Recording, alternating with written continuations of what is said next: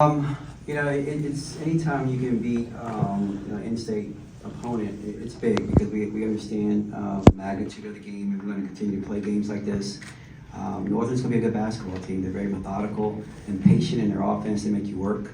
So it was a really good test for us. They were undersized, so our post players were going to have to move their feet. We talked about that. Garden three-point shot was something that we focused on probably a little bit too much because we were running them off the three-point line, and sometimes we were getting beat off the line drive. So we know there's a lot we have to work on. We know there's a lot to be had, but you still have to celebrate in these situations. And although our defense wasn't as good, schematically, the communication, we blocked a lot of shots.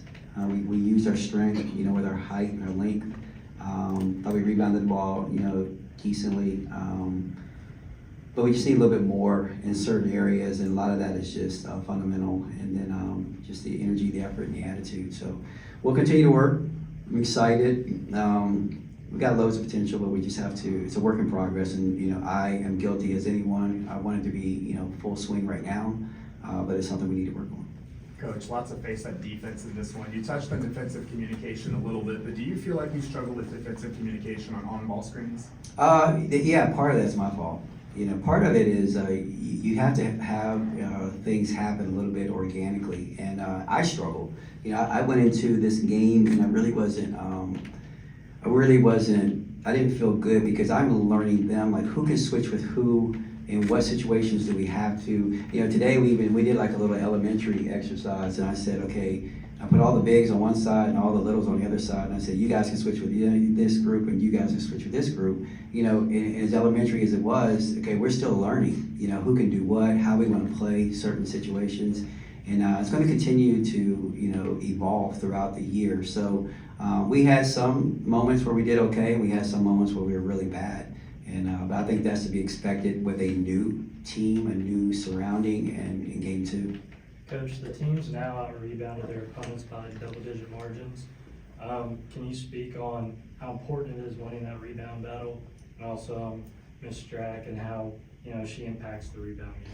Yeah, that's something that we put on the board before every game. That's always been a point of emphasis with any team that I've ever coached. You have to win the rebound battle. It's the rebound battle, and sometimes we even say that whoever's going to win the rebound battle is going to win the game. And so we put a lot of focus on that. Our defense puts us in position to rebound the basketball extremely well, especially on the defensive end. We need to work on it on the offensive end, especially with the height that we have.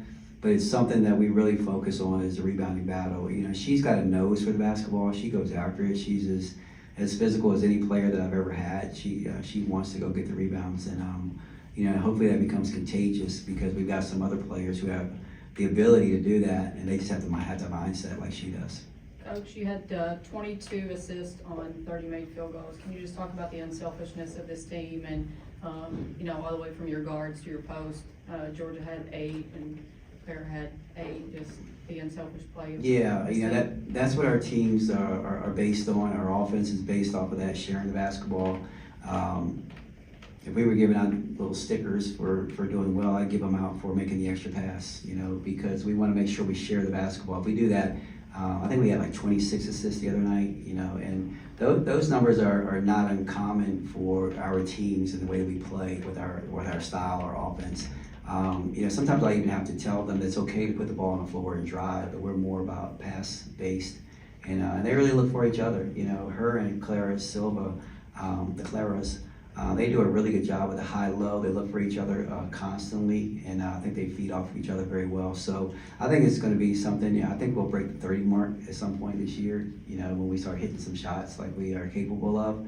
But that's the way our offense is predicated on, is sharing the basketball. Coach, you all had 16 blocks tonight. I believe, if I'm right, that's like second in program history. Just, obviously there's a lot of work to be done defensively, and tonight you may have had a size advantage. But just in general, how pleased are you with your team's ability to contest shots? Well, we need to play to our strengths, and we're not, we're not going to be faster than everyone. As a matter of fact, we might be, you might consider us as like tall turtles. We don't move very fast, but laterally, but we're very tall.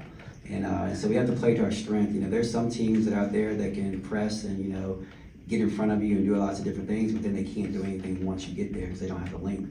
And so we're learning how to use our length. You know, like today, sometimes I let them go. She had 3 fouls early. Early in the third. I put her back in at the end, you know, to get a couple of plays. But she's gonna have to learn how to play without fouling.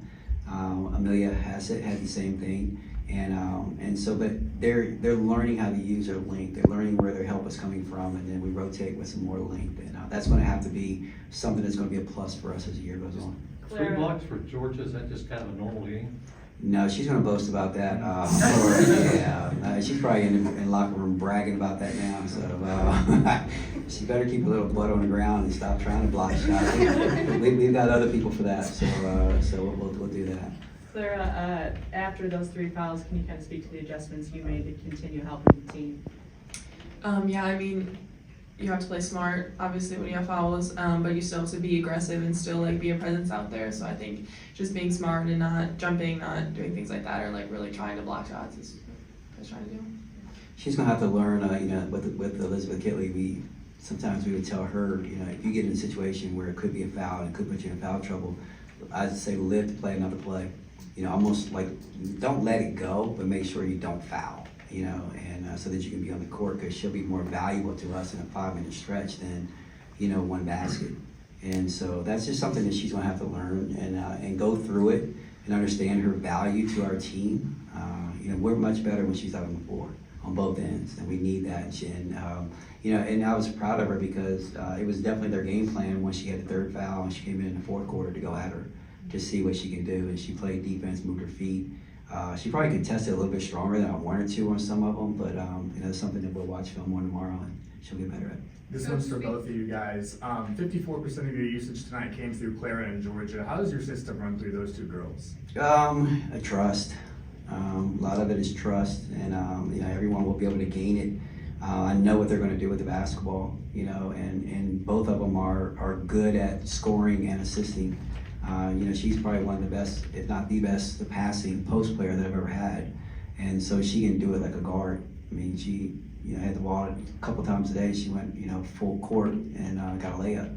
You know, those are things that we encourage her to do because we call her a big guard. So there's a lot of trust. We're still evolving, and I'm trying to figure out who's going to be a who. We want Deja Law to be able to facilitate some, score some, and Amelia, everyone. It's just a matter of just trying to get to know everybody. And right now, as we're moving along, who do I know the best? Those 2, and that's really what we run our stuff through. Kenzie.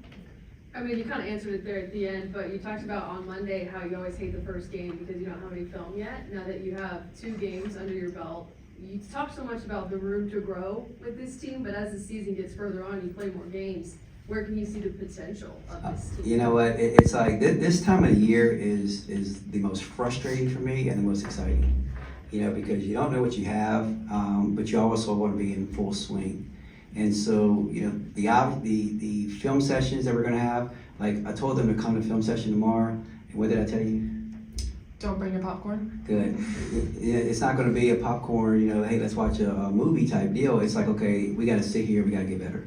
We gotta get better because we gotta look at the things that we did wrong. How can we get better in those opportunities? And if we do, and we bring the energy, this team has a lot more life than what they showed tonight. And when they do that, you know, that's going to give us, you know, more. We always say energy and effort is worth 8 points a game. And I don't think we utilized that tonight. And when we start doing that and we start getting the hustle plays that we really want, I think the potential is through the roof. It really is. We got to get some more production from our bench. But I like the pieces that we have, and we just got to continue to work together, and we can get better. Coach. Coach, we haven't seen many minutes from Sinai Tyler this season as compared to last, so what can she do during practice to earn more time? She just has to continue to work. The one thing I will tell you is that I love her attitude. She didn't ask for this.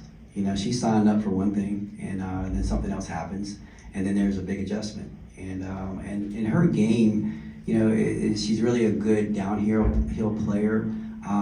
And to be very honest with you, there's going to be a huge adjustment for her to have to play into our system. And she's doing everything, you know, maybe she can do a little bit more. I think everybody can. Clara can do a little bit more. But her attitude's been wonderful. She comes in, she works hard, she's trying to figure it out.